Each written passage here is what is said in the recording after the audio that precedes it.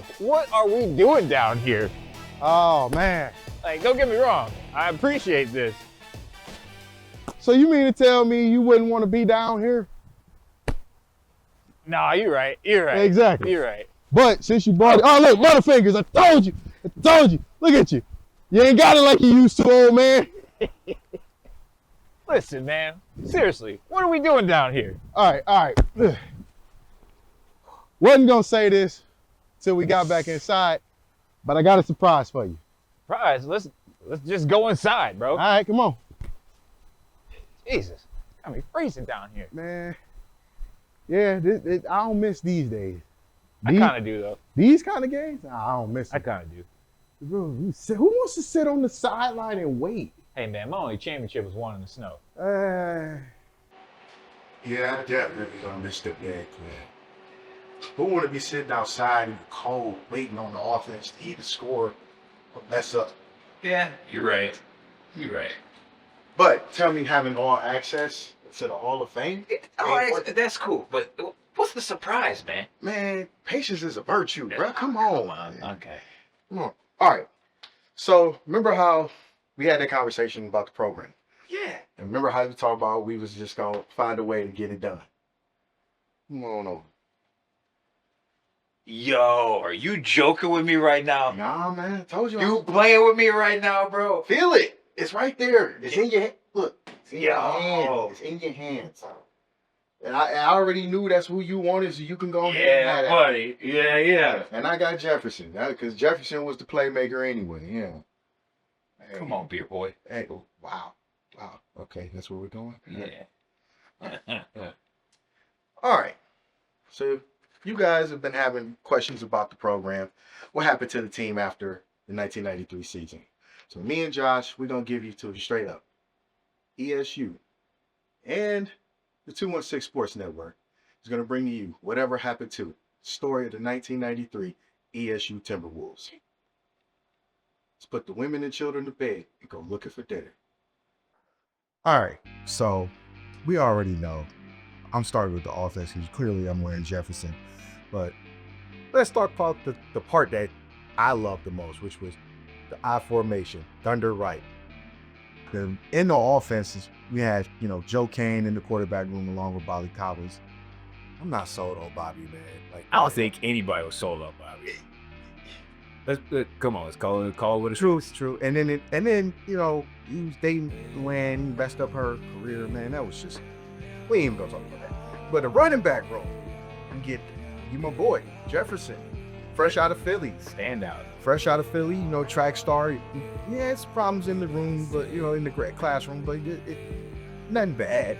And then you had Ray Griffin, who was a senior. Ray, at best.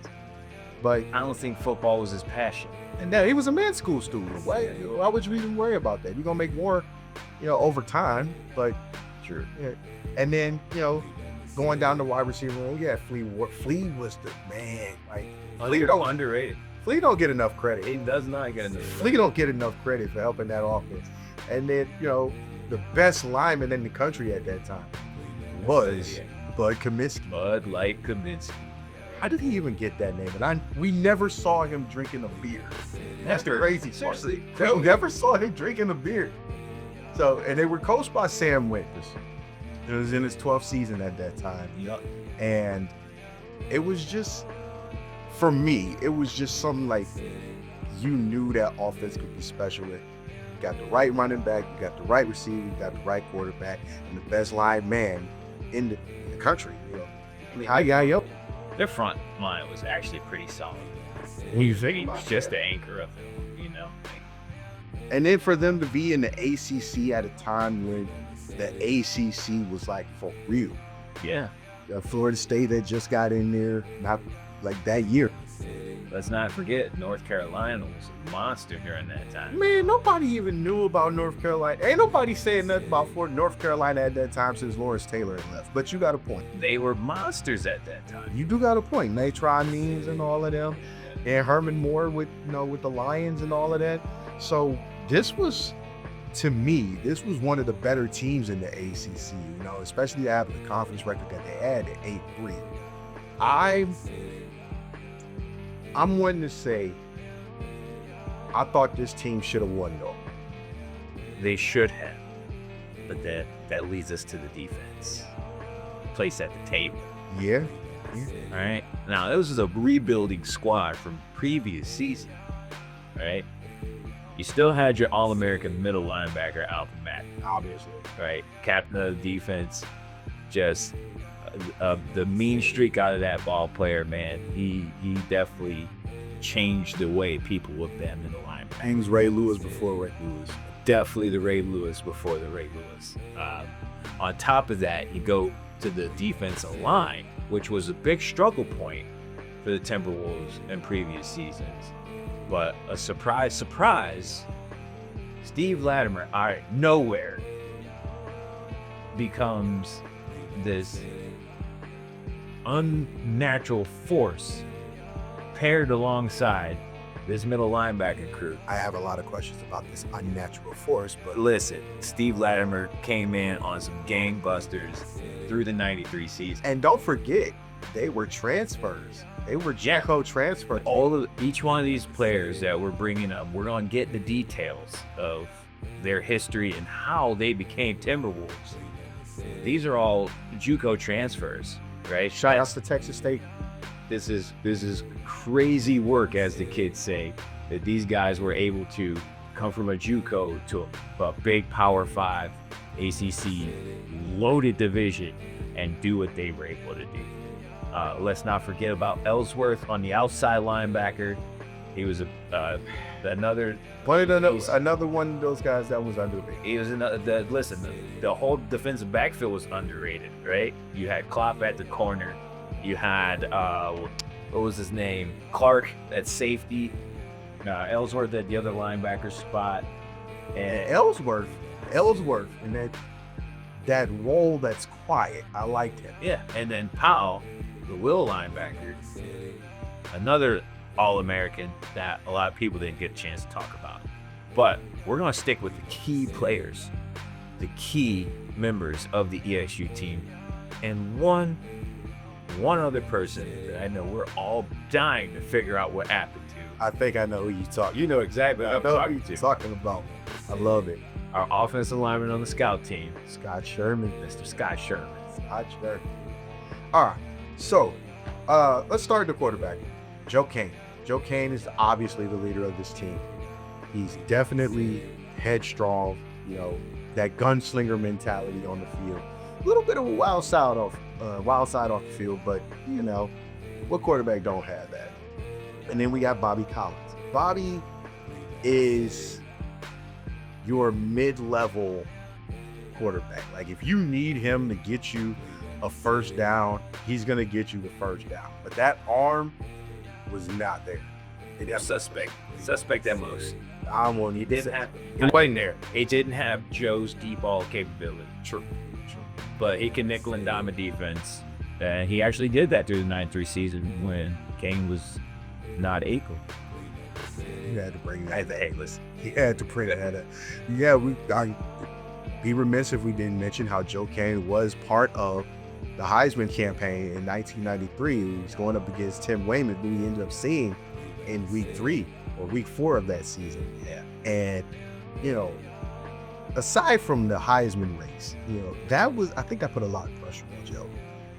Because And Diggs, you gotta remember, Joe was a junior. yeah, he was. And for him to be in the position that he was in so early, like, he had been a starter since his sophomore year. Remember the year before, they lost to Georgia Tech, Yeah. which knocked him out of bowl contention. So coming into this year, let's just make the bowl game. And then Heisman scouts, Heisman voters, and trustees at the school want Kane to be in the Heisman race. And for a while, he was looking like that. And I gotta go to the running back role on this one, because I really felt like there should have been 2 Heisman candidates for the Timberwolves when Jefferson finally got on the field. Oh, come on. He only had a few games. Kick return, punt return, running back, and he could catch out of the backfield, man. That is everything you would want in a 1993 running back. It's very true, but at the same time, man, he only played half of the season. He put up big numbers. He put up big numbers, but That's the point. that's not Heisman quality. How is it not? You're the best player in this. Hey, the 94 season, Jefferson all day. Okay, but even so, you still got a case in 93. You do. Kick returner, punt returner. I'm going back to this. Kick returner, punt returner, catching out the backfield, and he was better than Ray Griffin. Very true. They struggled to replace Ray, and I think they found it. And They caught. how could you not? Like 108 kick return, that got Coach Winters down there in Philly at the orphanage. Yeah. And Taft is a great school to this day. Yeah. Taft is still a powerhouse high school. In Philly. And when you think about Philadelphia, you don't think about football. You think about basketball for real. Oh yeah, boxing. Mostly boxing. Mostly boxing. The Rocky statue's still there, still up, still, and so to a degree, Creed, Apollo Creed. Yeah. But when you get down to it, the offense was really anchored by Kane and Jefferson, and to a degree, Flea Ward, because Flea Ward, again, if he wasn't a candidate for the Heisman, he damn sure was a Biletnikoff Award winner. Oh, 100%. He 100%. damn sure was a When we get to the numbers, I myself was shocked at how great Flea Ward played throughout the 93 season. especially in the ACC, and I don't think he missed a game that year. I don't So- think so. And then, again, going back to the offensive line, Bud Kaminsky. Bud kept Joe on his feet because, that left side of the line was kind of suspect at the beginning of the season. A little bit. And protecting Joe's right side, that was a great thing, especially in that first game. Bud was going through it. Getting punched in the gut, he was really going through it. Like cold. Well, they did have some struggles before the season started. Yeah, because in camp, they had, Jefferson had fumbleitis, had to carry the ball around. He took a big shot from Alvin Mack. Yeah. Not to mention Laver stepping up, becoming a member of the starting squad defense. He was trying to make Coach proud every play, right? He was but overly aggressive, which it could be a thing, right? it is a thing. You played, I played. We've had that guy who was overly aggressive, and he misses wildly in camp, and he gets yelled at by Coach Winters, trying to tackle Jefferson. But here, let's talk about camp, because I don't think we even put the emphasis on camp until, Jefferson finally arrives, and all the noise from the Sports Illustrated article about Kane and Tim Raymond. Yeah. So, the expectation level was super, super high, especially losing, having a non-winning season the year before in 92, and then Heisman expectations, you running backfield. This was one of those, I gotta say, I hope you get it done moments. Especially for Coach Winters. Like you said, he's coming to his 12th season. Just missed the playoffs. Has a young team built around him. He's really leaning on those players. Yeah. Leaning on his back. Yeah, because Joe was a sophomore. Right? And he's leaning on these young players as if they were there 4 years. And they weren't. Right? Like we go back, we mentioned. These were JUCO transfers for the most part. With everybody except for Joe. Pretty much between Joe and Bobby. Yeah, but Bobby might as well have been a JUCO transfer the way he played. I'm sorry. Hey, he's Sorry. I'm Go back, and man, if you look at the season, Bobby was a serviceable quarterback. I will give you that. I'm just saying, didn't have deep ball capability. Definitely didn't have vision. Obviously, we'll talk about that a little later. But you'll cover that. Yeah, but I think this year, coming into the season, going into the ACC, this was a tough year for them because you still had to go through North Carolina, you still had to go through Florida State, to a degree, still had to go through Clemson, and then your non-conference schedule You start off in the SEC with Mississippi State. You start off in week 4. You go to the Big Ten. You see Michigan. Thankfully, that game was at home, but we all know how Michigan was back then. So, Yeah. man, they had it tough. And I hate to bring it up, Iowa. I definitely forgot about Iowa, and Iowa is a tough place to play. And they had a power running offense with Yancey Big Pen at the tailback spot. They hammered that ball. And for those wondering, that Yancey was not the Yancey from the Pittsburgh Steelers. This was a young running back from Iowa, even though the colors are similar. Very, very true. So when we get down to it, camp is pretty much going the way we thought it would go. Joe started off a little flat, trying to make every throw, as the offensive coordinator had said, but he finds his groove, and the offense, by the time camp is over with, the offense is moving. Offense is putting up points on their own defense, who has several All-Americans. Yeah. And that's the telling part of camp for that. Like, I had it Rose Bowl in my head. I mean, maybe not the Rose Bowl, but New Year's Six Bowl for sure. Oh, most definitely. Especially with the way the defense was playing. Like, And then we go from the AP. We'll let the AP decide if they get the national championship or not. But, defense didn't back down from the challenge. listen, defense came out of camp on fire. That first game versus Mississippi State, It was brutal. It was brutal. I'm talking forced turnovers. Oh man. They didn't gain an inch on the run. But here's the thing about that first game. I need to understand, what is the psychology? Because you played defense longer than I have. But what is the psychology when you're a linebacker and Alvin Mack was essentially a goon. And for those that don't know, goons are not nice people. And with On him, the field, they're not nice people. he wasn't nice in real life. She's saying I'm not nice, man. You're nice, but Alvin Mack wasn't nice. I mean, you and Alvin Mack are two different people, man. Listen, we're two peas of a pod, man. They played football. They played defense the way you're supposed to play defense, and that is all out. You talk about the psychology of it. It was all speed, all gas, no brakes, just bust them up, let the paramedics sort them out. Yeah, that's exactly what he said. As you can see, defensive set, it makes no sense how, and that's what worries me, because I've never in my time of playing have I ever heard by defensive linebackers say, let the paramedics sort them out. That is a level of toxicity. It's aggressive ball play. That is not aggressive. That is on the borderline grounds of assault No, and manslaughter. no, it's aggressive ball play. Okay, manslaughter 2 at best. Listen, man, you're not gonna demonize my football. I'm not demonizing them. I'm telling the truth. Listen, Like this this. defense started it all.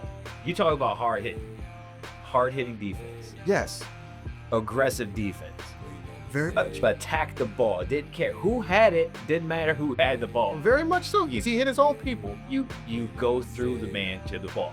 Right. That's the way he's And it's actually Alvin Mack's fault that Jefferson had to carry the ball around campus. and we faced the problem. You're welcome. Dick. Whatever. We get through the season we get through that first game rather, and Mississippi State gets pummeled. Have no problems with their next 2 games, win them easily, 3-0, and the Michigan game comes up. And obviously, all media platforms are covering ESPN, ABC, Fox, Yeah. This is where our Sports Channel for those. secondary was going to get a test. Yeah, that and you got tested. They got because, tested. Tim Wayman, another Heisman candidate, and I believe Tim was the senior between the two. Yeah. And then let's listen. And one of Bo Schembechler's final games. We can't. I know we're both Ohio boys. We can't. Man, you say anything about that school up north positive. I'm gonna say something positive about Tim Wayman. Okay, fair. Tim Wayman was Tom Brady before Tom Brady got to Michigan. I give you that. That guy made some impossible throws. Especially that blitz that you get that Right. He The made some defense. impossible throws. He made some impossible plays. and that was just the one game. Yeah, and he was a very poised quarterback throughout that season.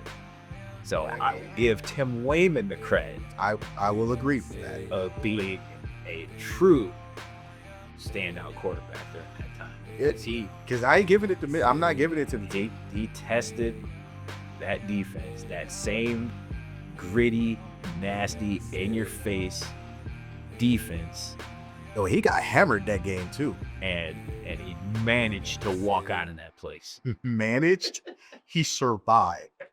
He definitely survived, because when anybody is telling you in your face while you're going through the cage, you're about to have 250 pounds of pissed off men Yeah.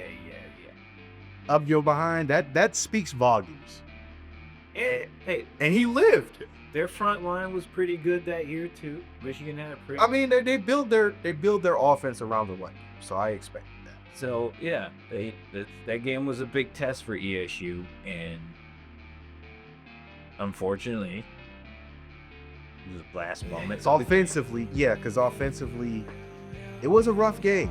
You know, the run game apparently was not there, so we struggled mightily as Timberwolves fans. Joe did not have the game he wanted, and again, pressure was on because the production level out of the run game was not there because of, You had Ray Griffin starting, man. Stop. I wasn't gonna say shut up. Okay. I wasn't gonna Say say him.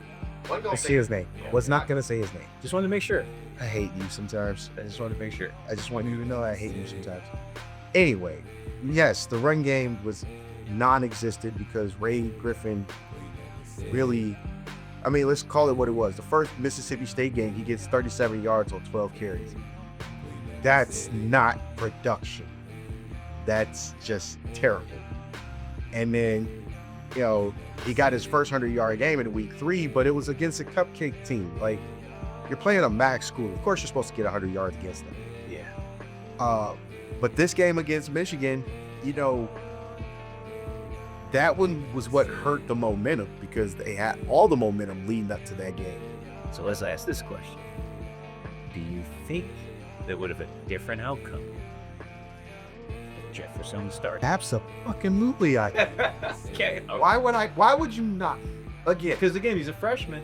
doesn't matter. This is Big Ten football. Doesn't matter. He's better than what we already have. That's like comparing Johnny Manziel to Cam Newton. No. Like, the production value is going to be different. The impact is going to be different. If Jefferson is starting against Michigan, because think about how much more dynamic Jefferson was. Jefferson was way faster than Ray. The hands were better, and he had breakaway ability. Ray Griffin did not have that. Yes, he could catch out of the backfield. Whoop-de-fucking do. But he was slow. He was a fullback who should have been a fullback. That's fair. That's a fair assessment. But we had nobody else, so we put him at tailback until Jefferson got there. So yes, to answer that question wholeheartedly, I 100% believe they beat Michigan. Here's an hot take. I don't. Man, go play in traffic. I'm just saying. You're putting all that pressure on a freshman running back. He could handle it. Yeah.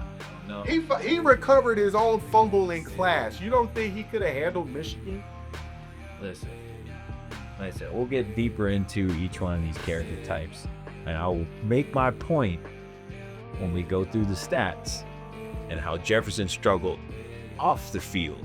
That would have been the distraction for him on the field.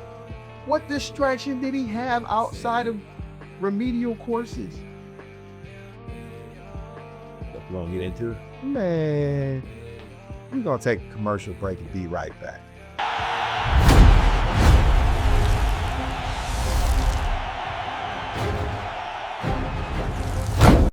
All right, We're back. we're back. Yeah, we're back. We're back. But I done had enough of you. What did that be this time? Because you told, before we even got to this point, which is a beautiful backdrop, Yeah.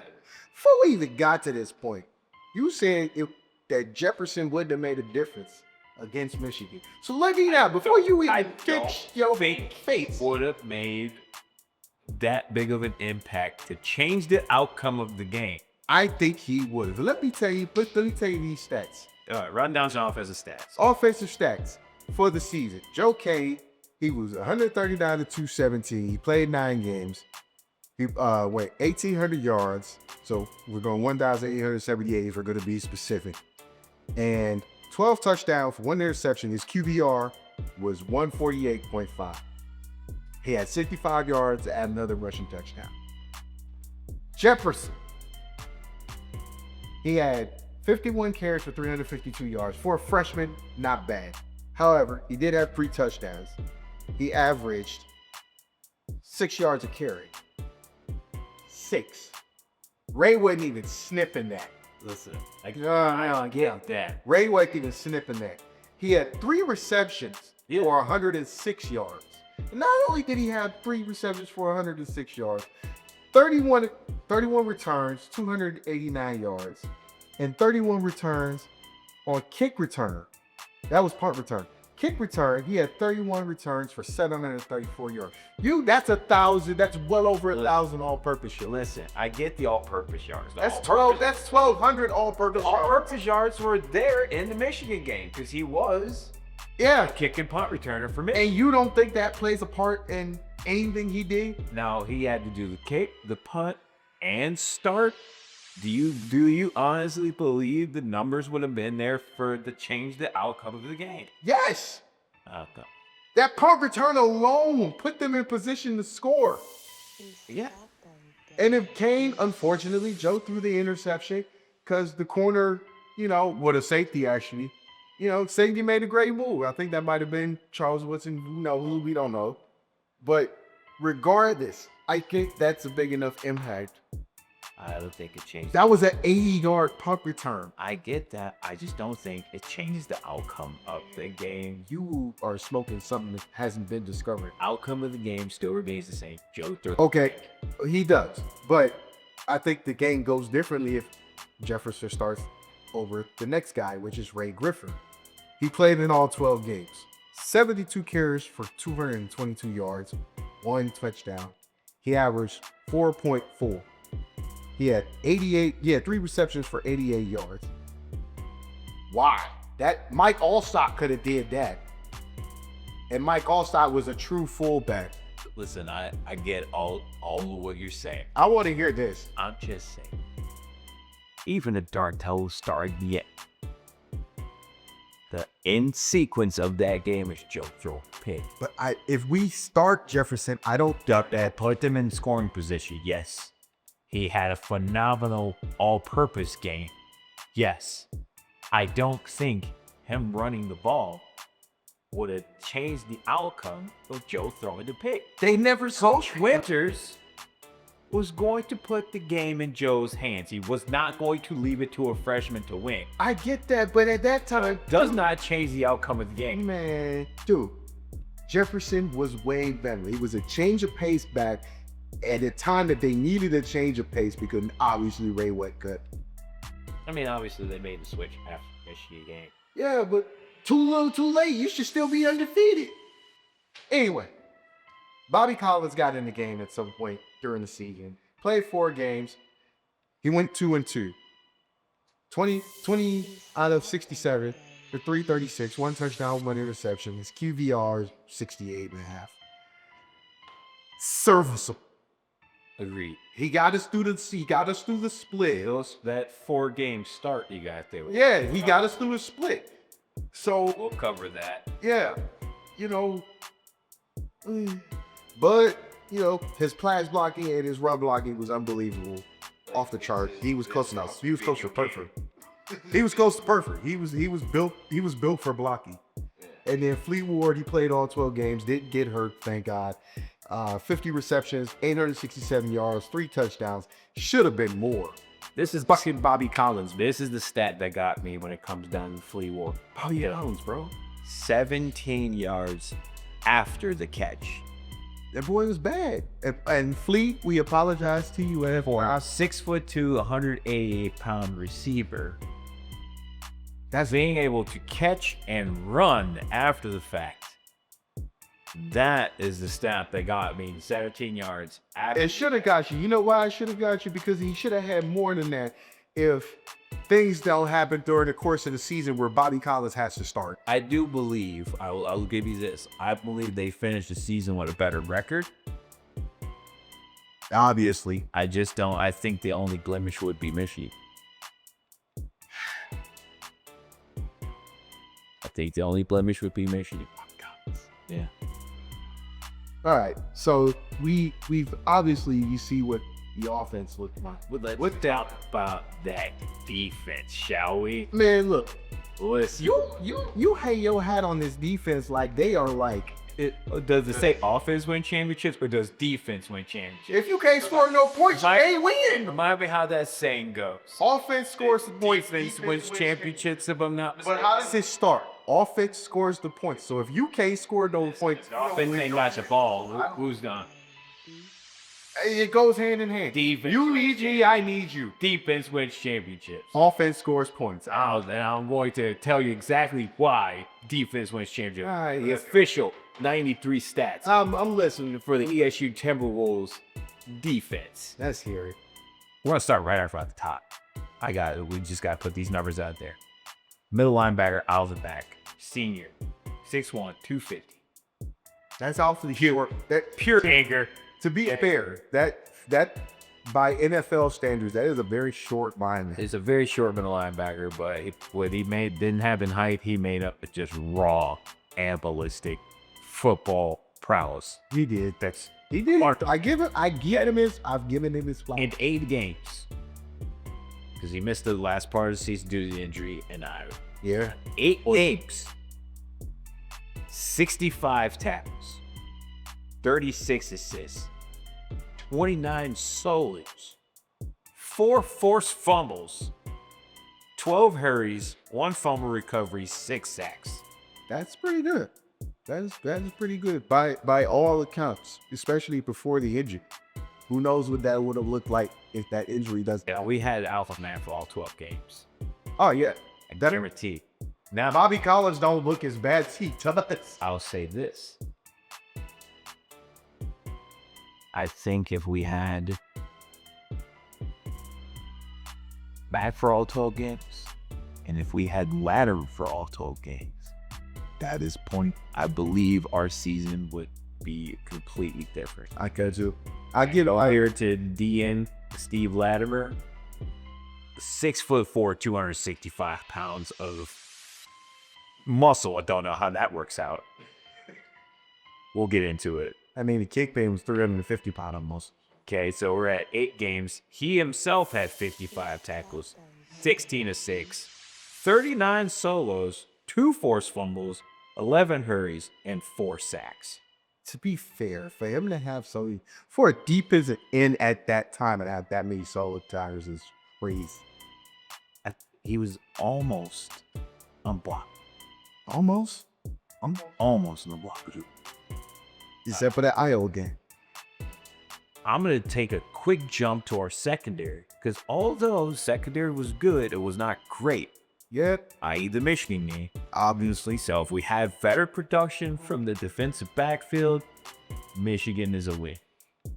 So you just giving it to the defensive secondary that got cooked They got. instead of Jefferson, I don't think they got cooked. who was produced. Okay, they weren't.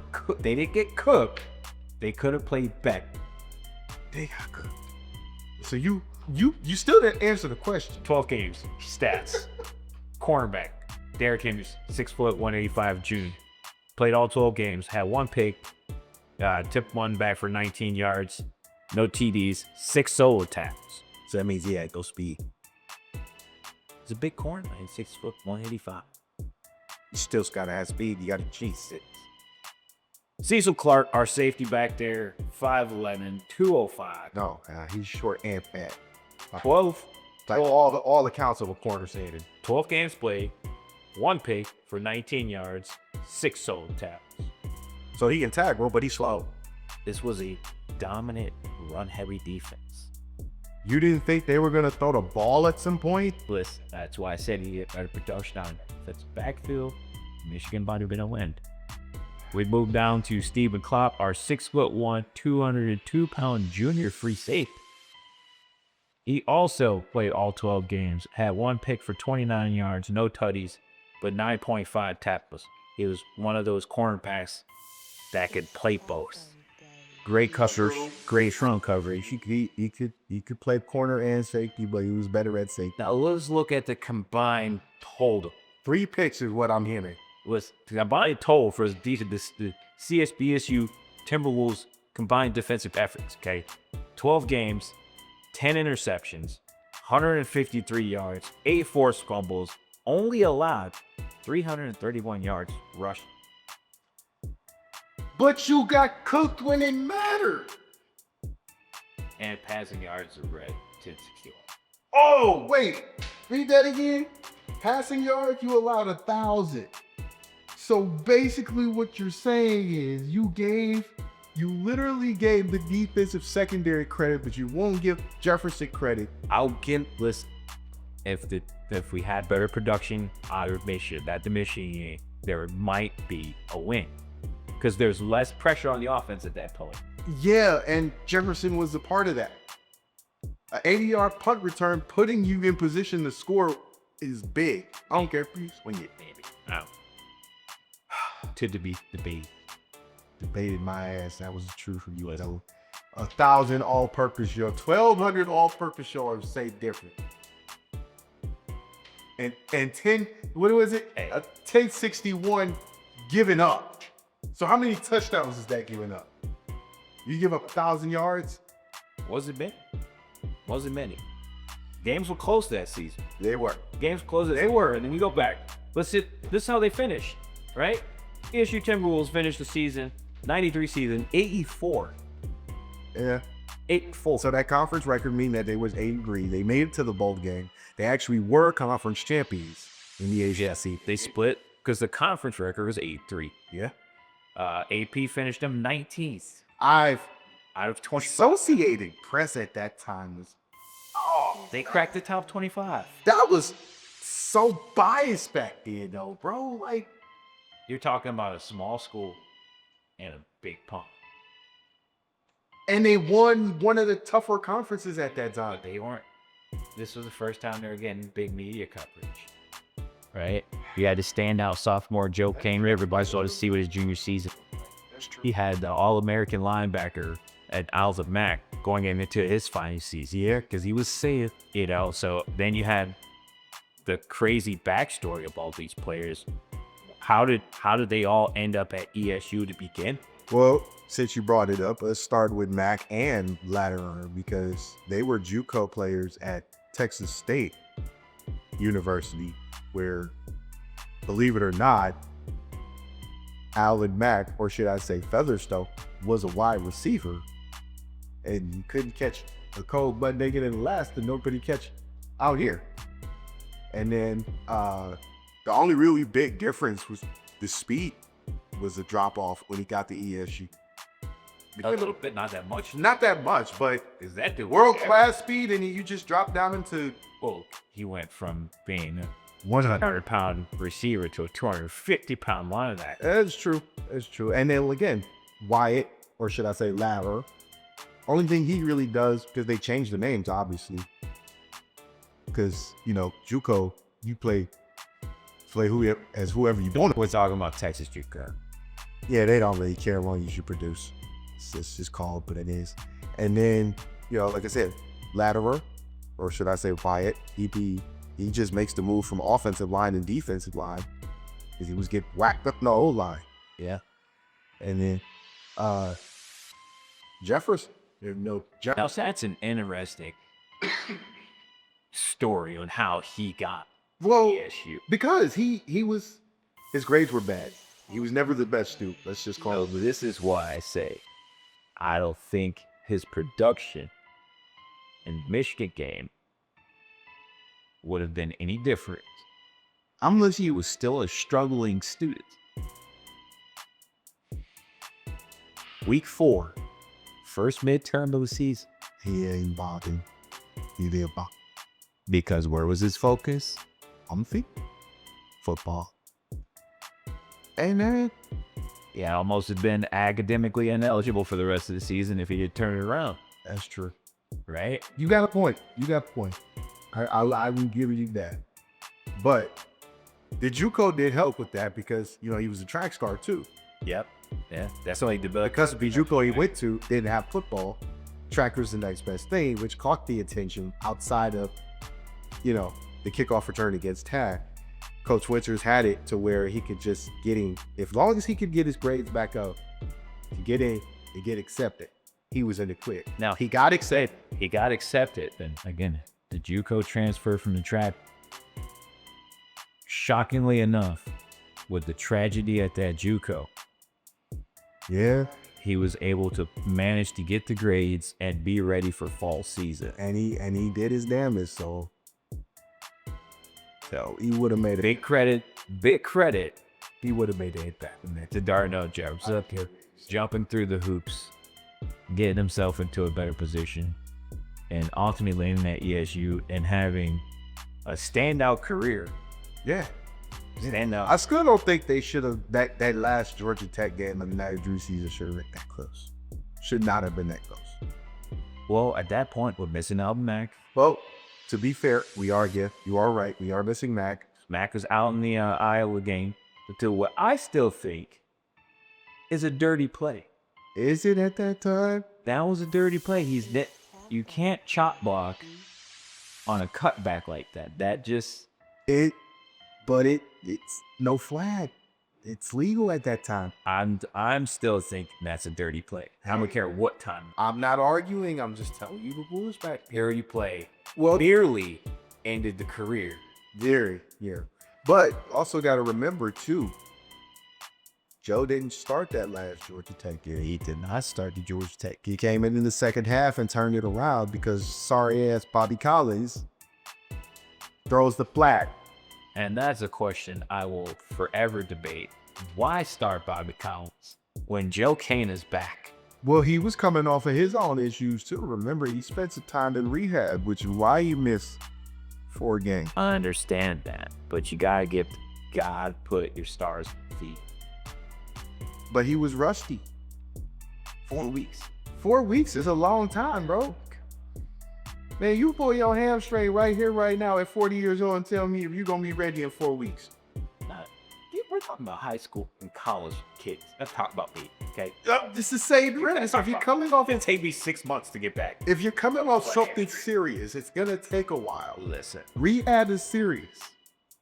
I still think you should have put Joe out there, start the game, get the kids. I mean, the rhythm would have, eventually the rhythm would have came back, yes. But at the time, we have to ride your hot hand.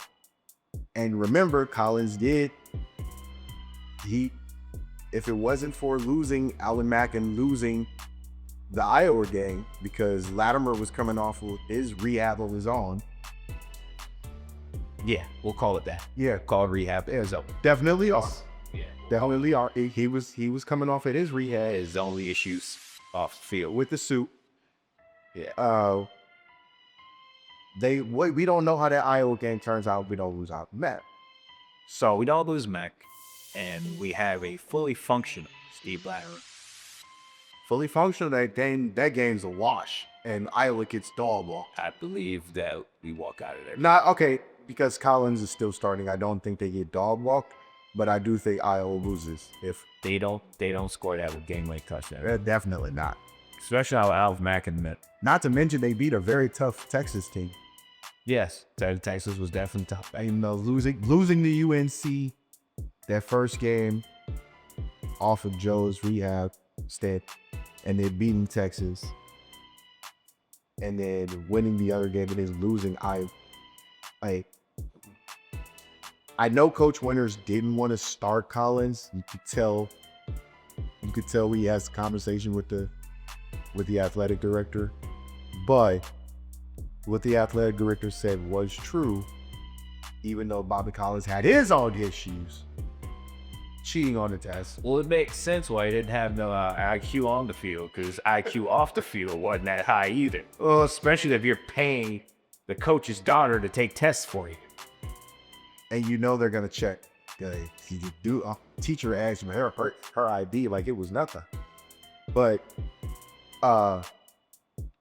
I understood Coach Winter's dismay for that, because it was like, dude, we got nobody else. You can't put Jefferson and Griffin in the Wildcat. Nothing. No, I think what kind was Dingman? it wasn't. But hey, give me something instead of Collins, man.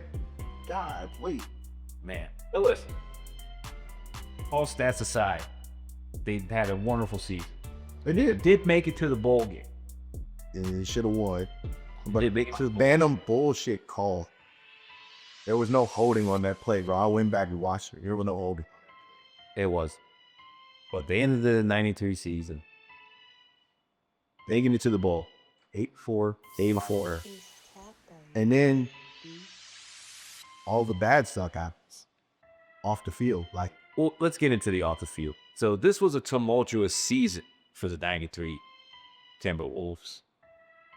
We'll start right at the top of the board with Joe Kane in the midst of a Heisman campaign and believing the pressure getting too much for him. yeah. It turned to the bottle, turned to the alcohol. And he didn't have to, realistically. He had a girlfriend at the time. She was there through all of it, you know. I don't think she knew how to handle herself, which is why she didn't know how to help it. I don't think anybody. I don't even think Coach Winters knew how to handle it, because I don't think the pressure, the Heisman was the only thing. I think it was the pressure fail. Yeah. And Girlie's alcoholic, dad's I alcoholic. think the first generation of Canes to actually accomplish something. I think that's scary. But your fearless quarterback is scared of not on the field failure, but off the field failure. Because honestly, he could have left ESU that year and been a top draft pick. He could. And then you bring up Jefferson as all the field excuse you jerk.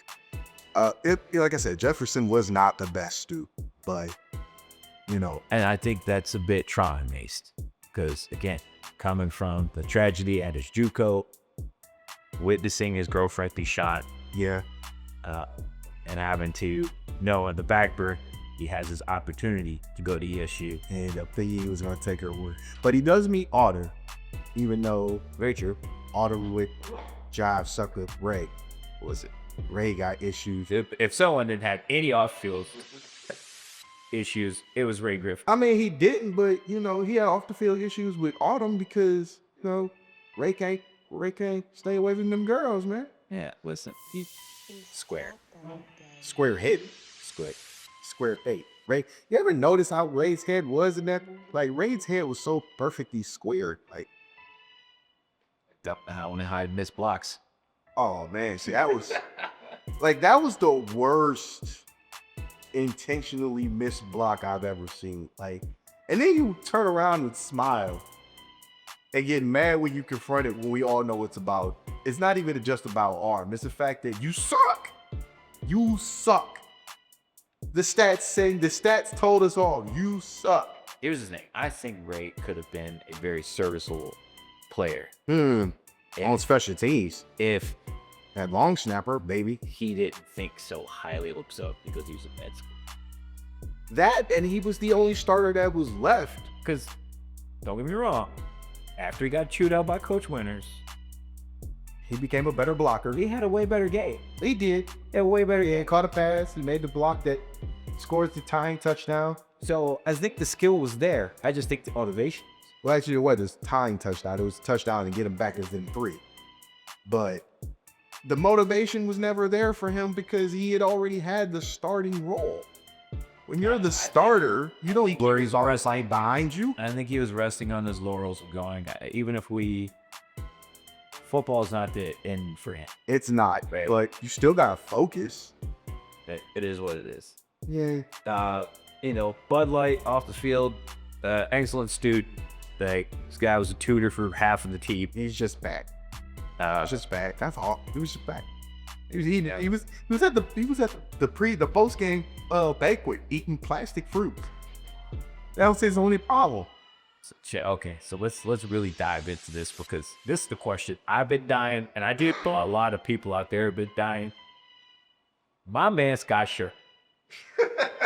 What happened to Scott Sher? Scott eventually does make it off the practice squad. That's what I'm talking about, man. He actually does, and it's actually with Jefferson. He makes it off the practice squad. Jefferson's sophomore year and becomes one of the lead blockers for Jefferson. Man, look at that. Highly talented high school athlete and Scott Sher. Not very bright though. He was not very bright. Not blind right, but he got off the practice squad, man. That's I was worried that he wouldn't have made it. he was gonna make it, man. Like, you see how big he was. Coach Winters wasn't gonna let him sit on the bench. Especially when you got Jefferson. You got the skep, especially when you got Jefferson and Joe coming back. Come on, man. You gotta protect him. Yeah.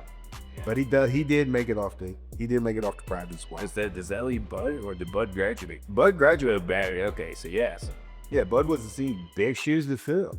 I mean, protecting Joe, blocking for Darnell. I mean, but it worked. Yeah. It worked. Definitely did work. And I knew, dude, of all people you're worried about in that movie, you were worried about Scott Sherman? Listen, man, he's a lovable dope. I can't. Up to the, you see him sitting, he's struggling in the library.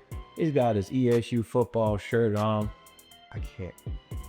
It's just like, dang, man. He is a pork rind eating my on scout team. I just hope better for him. That's all. Well, you got better for him because he is to the death making off the practice squad. And when we come back, we'll tell you what happens to the rest of the ESU Timberwolves. So stick around. They'll put more children to bed and they're looking for dinner.